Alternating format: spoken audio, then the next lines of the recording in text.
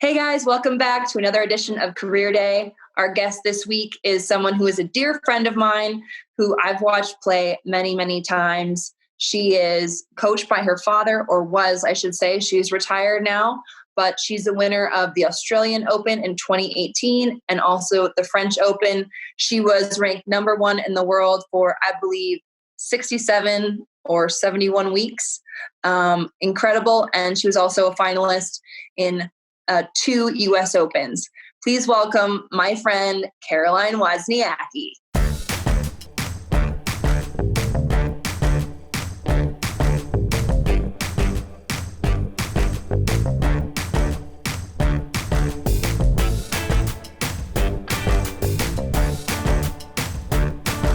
Hey, Caroline. Hi. How are you? I'm good. How are you doing? I'm good, thanks. How are you surviving quarantine so far? Actually, I'm enjoying it. It's the first time I've got to spend, over 2 months in one place. So it's great. I do miss my friends a little bit, being able to just go and have a drink or grab some food with people. I miss that. But otherwise it's been not bad. How about you? I've been good. We're surviving. Everyone's healthy, so that's I think all we can ask for. But definitely getting a little stir crazy at this point. We're in California and nothing's really opening up yet. So just kind of waiting for that moment. I'm pretty excited to kind of get back to business. But thanks so much for coming on. We really appreciate it. And we've got a great scholarship recipient that we'll talk to in a few minutes. But just kind of wanted to talk to you a little bit about your career. I mean, obviously you just retired a few months ago. How is life in retirement? I mean, so far I'm really enjoying it. I haven't touched a racket since January, so I'm not missing the tennis right now, and I'm enjoying just being able to spend some time with David and relax and enjoy. I think it does help that there's no tennis on TV, so I'm not feeling like I'm missing out on anything. But yeah, I feel like I chose the right time. It was the right time for me. And I think there'll always be times when you'll miss it a little bit eventually, that competitiveness of going out and competing against the best players. But, at the end of the day, it felt like the perfect time for me to move on to the next chapter. I hear you've been doing a lot of baking. I've been watching you on Instagram. You're kind of killing the baking game. So I grew up baking a lot. My grandma was like an amazing baker. And so she would always have me in the kitchen. And so I used to bake a lot when I was younger. And then when I got on tour, it didn't happen. And so now not so much time for baking when you're playing professional tennis. I'm shocked. I know, right? And so now it's like, you know what?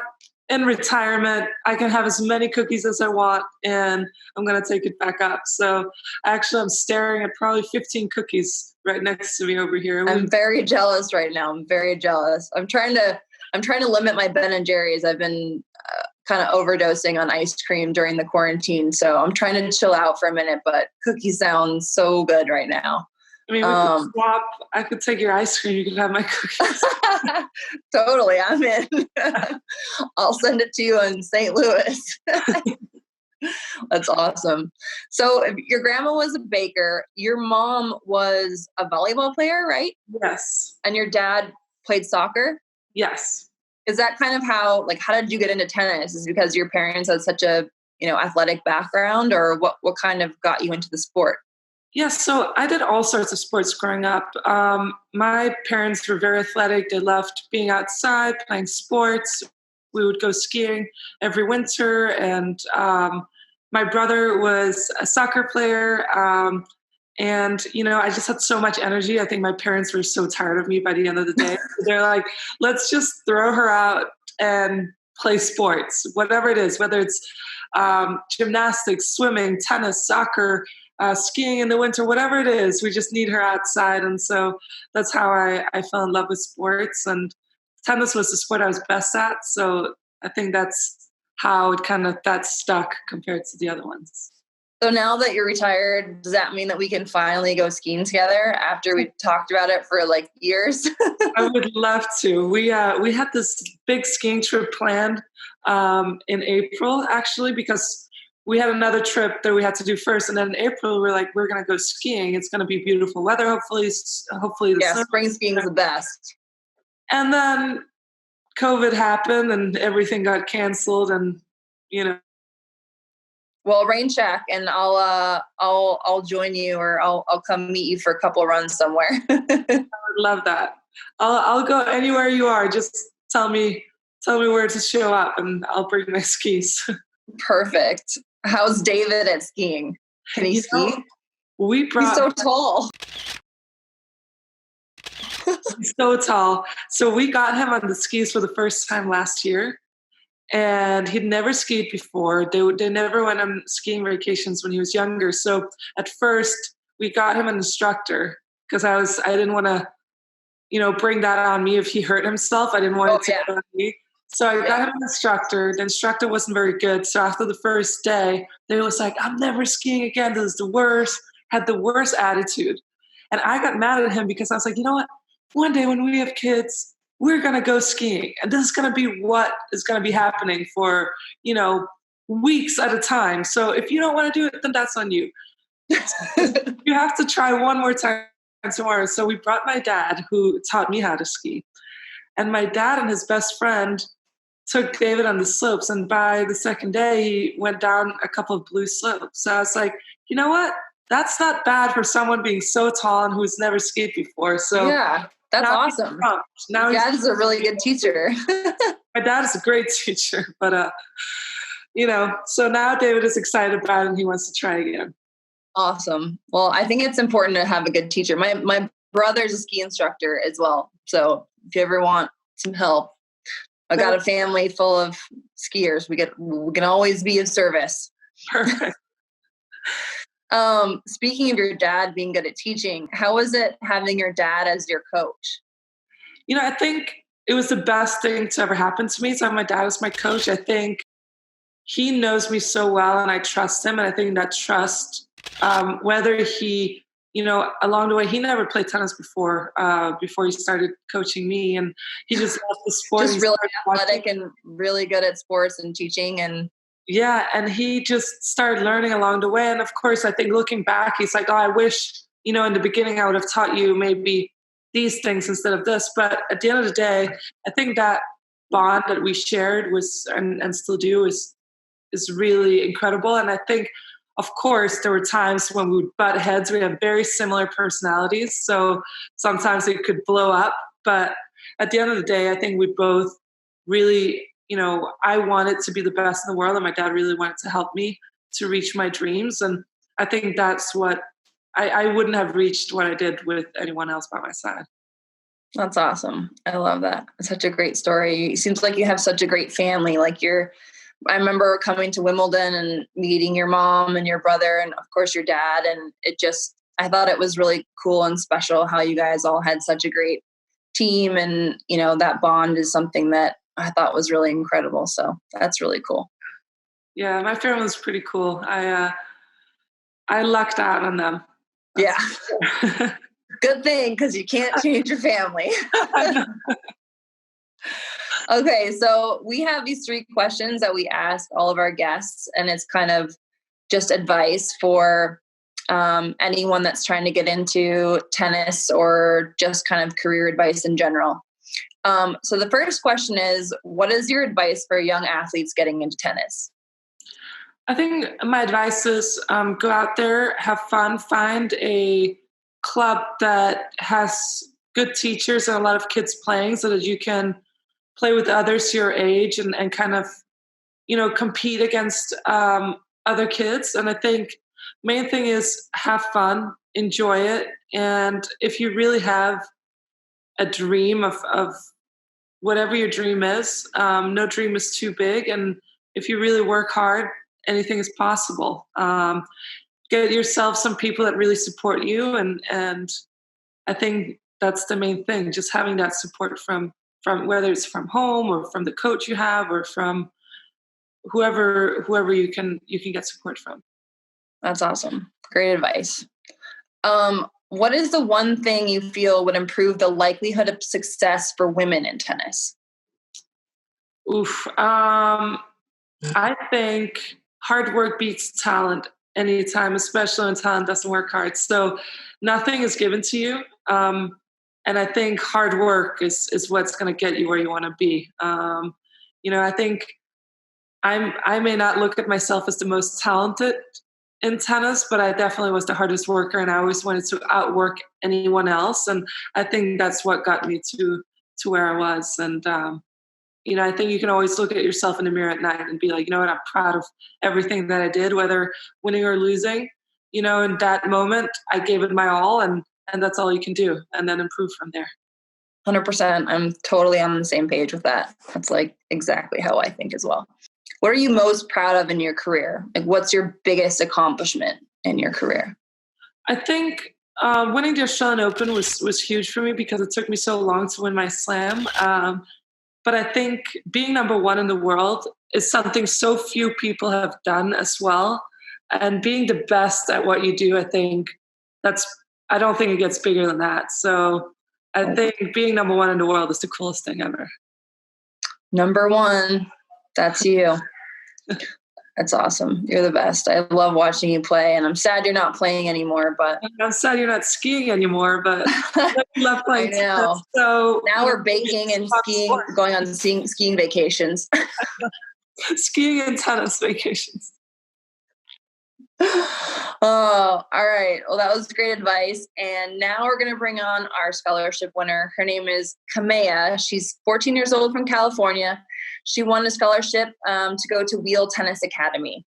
And her goal is to become a professional tennis player. So let's bring on Kamea. Great. Okay, hello. Hey. Hi. How are you? I'm so good. You guys? We're doing good. It's so nice. This is so cool. Thank you, guys. How are you doing? Yeah. Sorry, the internet is so bad. Okay. No worries. Ask Caroline whatever you want. This is your moment.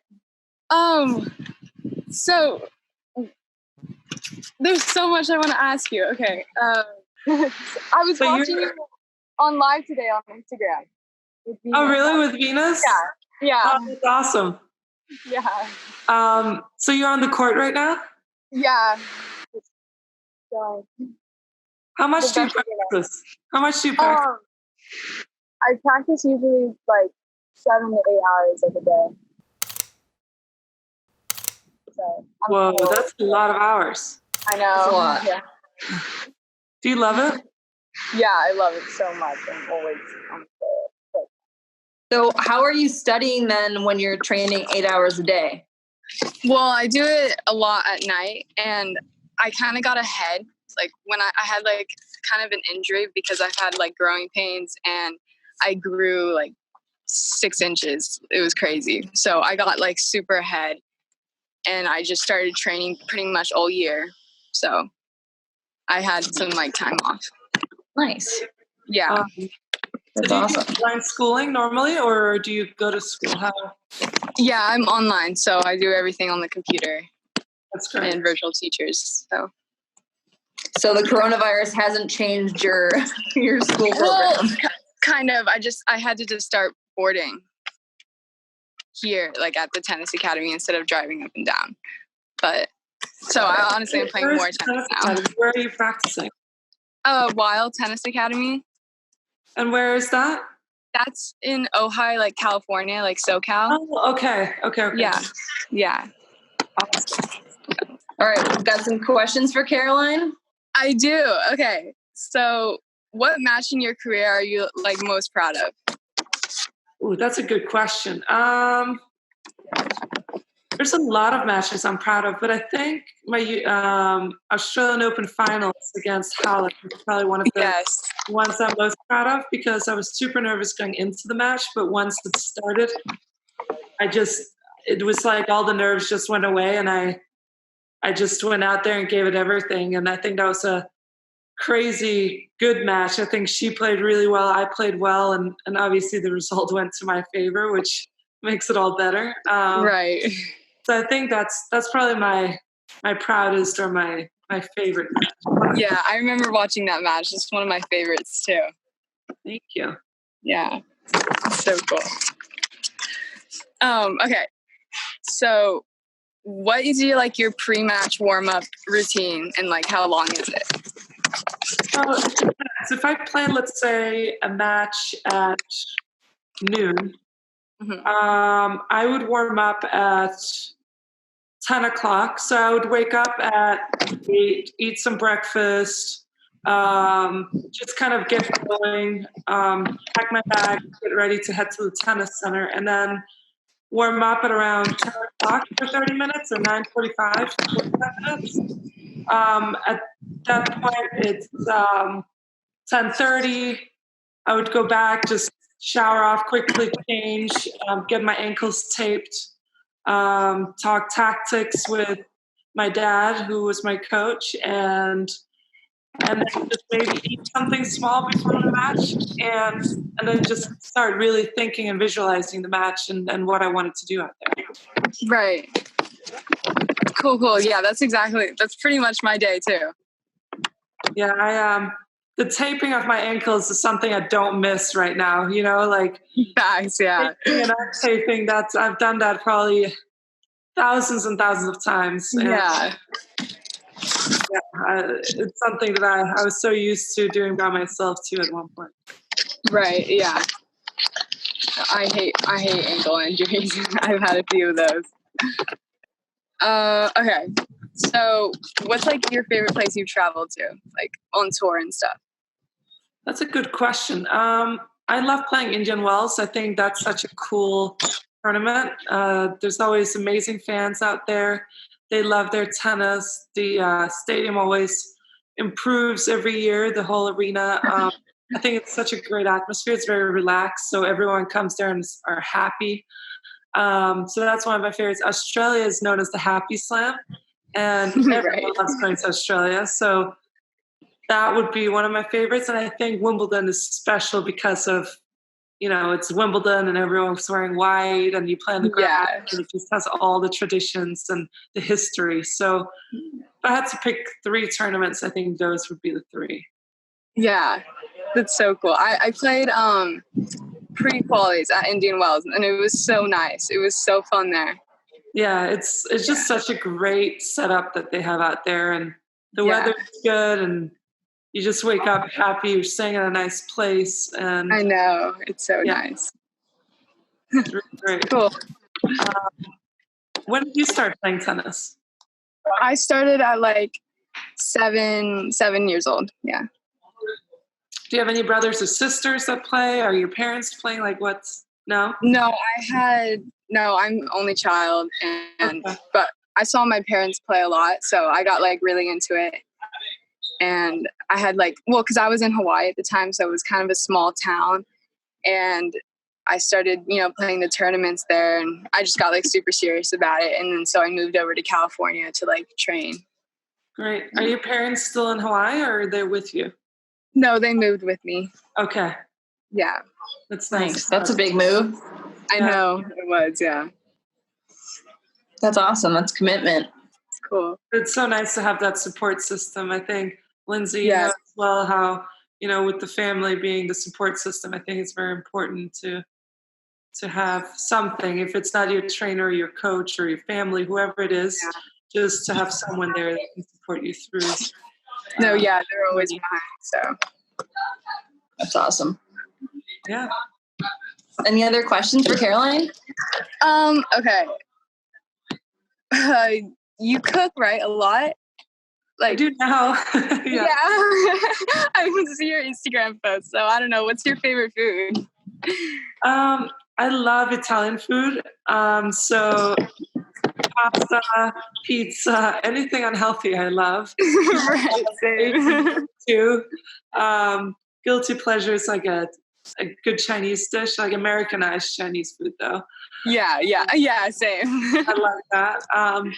And then I have a very sweet tooth. So unfortunately I crave sweet things multiple times a day. So Yeah. I have cookies here. I have red velvet cookies. I have chocolate chip cookies. That sounds so good. I have cookies and cream cookies right next to me. Oh. I'm trying to be better from Monday to Friday. That's my thing. Like Monday to Friday, I eat somewhat healthy, and then I go off the wagon and do weekends. But yesterday and Sunday was terrible. So I'm trying today to be better. Yeah, the weekend's always a bit cheat day. Yeah. But we got to enjoy life a little bit too. Exactly, yeah. Cool. Okay. What's the most difficult aspect of being like a pro tennis player? Oh, she freeze again? Yeah. Oh my gosh, I'm so sorry. My phone overheated. No worries. I'm just going to stay inside. No problem. We got you back. That's all that matters. Cool. Okay, so what were we saying? About, the aspect of a tennis player. Well, I think the hardest part is that there's so many players out there that, want to beat you, and they work so hard every single day to be better than you. But I think, even if you're a top tennis player, every day you need to work hard because you have a target on your back. And I think, being away from your friends and your family and missing big events like weddings and birthdays and things like that, I think can be hard too, and it's the only sport because it's an individual sport. But there's so many amazing things too that come with tennis. Obviously getting to explore the world, meet incredible people that you wouldn't have met otherwise. You get to learn so much about yourself and setting goals and reaching goals, and being in front of millions of people on TV, and be able to live from your sport. I think that's some pretty amazing things. Yeah, that is my absolute dream. It sounds so cool and so fun. I love watching you. Like, my whole life I've watched you. Thank you. So, yeah. Work hard, then no dream is too big. You just work hard, put in the effort, give it your all every single day, and, I think anything's possible. Right. Thank you so much. So now we're going to play a game. Okay. It's called Over Under. And so, Camilla, you're going to try to answer the questions over or under. And if you can't get it, Caroline is going to help you. Okay. Ready? Yeah. There are 3 Grand Slams tournament in a year. Over. Yep. Got that. That was easy. There's 4. Caroline was number 1 for over or under 40 weeks. Over. Oh, yeah. Nice one. How many weeks was it? 67? 7? Damn. Nice. 71, I think. Oh, I even got it wrong. Maybe I'm wrong. I'll have to Google that again. I need to update your Wikipedia page. Okay. I don't know how to do that. All right. The fastest serve ever recorded in women's tennis was over or under 130 miles per hour. Over. Yep. 131 by, I'm going to butcher this name, Sabina Lisicki. Yeah, that's good. Wow. It was in 2014, beating Venus, who had the previous record of 129. Oh, wow. So that was close. That's pretty fast. I definitely... I've really been close to that on my serve. Okay. Over under, the longest tennis match took over under 15 hours. Male or female? Over. Caroline, do you know the answer? It's John Isner and Nicholas Mahut. Yeah, that's Yeah. the really And his 67. they played for 3 days. I know. I don't know what the total match length was. I would say under. Yep, it's under. It's 11 hours and 5 minutes. Wow. That's crazy. It's crazy. I remember I had to play after them.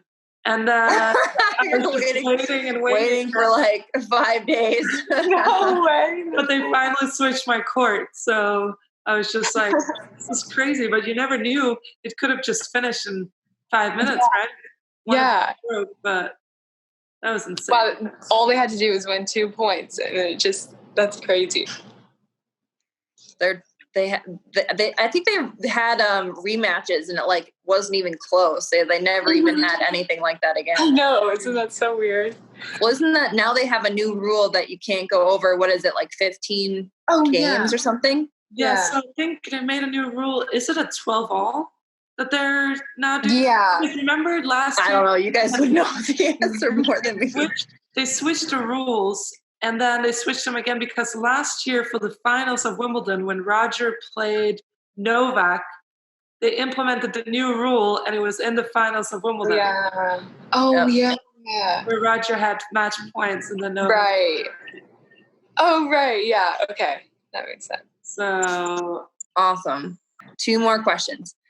Every year, over or under 10 tons of strawberries are ordered for Wimbledon Championships. Under. Over. Wow, 29 tons of strawberries. Wow. Crazy. Is there a lot of strawberries there? I've never been there. There's a lot of strawberries there. Yeah? A lot of strawberries there. Oh yeah. Wow. Caroline, what's the thing that you have there? It's like strawberries and cream, right? Yeah, strawberries and cream. So you get like fresh strawberries and then you pour like heavy cream on top of it. That sounds so good. Oh yeah. They just like selling it at the tournament? Yeah, that's like a staple. It's like fans, and then the players also have a place at the player dining where you can pick it up. But they used to just have like 5 or 6 strawberries, and then players started moving from one bowl to the other so you could have more strawberries. So you gotta make it there so you can experience those things. I'm excited to go to Wimbledon as a fan. That's your main goal. It's not the tennis, it's the strawberries and the strawberries. Yeah. Okay, last one. Margaret Court holds the record for over or under 34 Grand Slam titles. Margaret Court? Over. Over, under 34. Over. Nope. Wait, under. Yep. Under. Right? Caroline? Under, yeah. How many is it? Serena has 23, right? And Margaret Court has 24. Yeah. Bingo. Wow. That's a lot. That's a lot. Well, that was so much fun. Thanks so much, Kamea. Dude, thank you guys. Caroline has something special for you. No way. Yes. Do you want me to say? So I have an outfit for you that I've played in that I can send to you if you'd like. No way, really? That would be awesome. Yes, I'll send you one of my Adidas outfits for you. Dude, sweet, sick. I'm always wearing. Oh, I like that. Yeah. I love it. So when you win, you gotta take a picture and give a shout out to Caroline. Yes, thank you. And thank you guys for the scholarship. Like, thank you so much. It means so much to me, and it's helping me a lot. We're happy to help you. Thank you. And good luck, Kamea. Bye. Thank you. Good luck with your career and with everything. And thanks. I hope we see you soon. Okay, cool. Bye. That was amazing. Thanks so much, Caroline, for joining us. You're such an inspiration to so many people and so many girls. Clearly, Kamea is starstruck by you, and I'm just so thrilled that you're able to come on. And this week, every week we do a donation to a different charity, and this week we're supporting Feed the Children, and they work with thousands of agencies across the country to help food pantries, shelters, and kitchens. So please check the link to help donate. Click below to subscribe and join us next week on Career Day. Bye.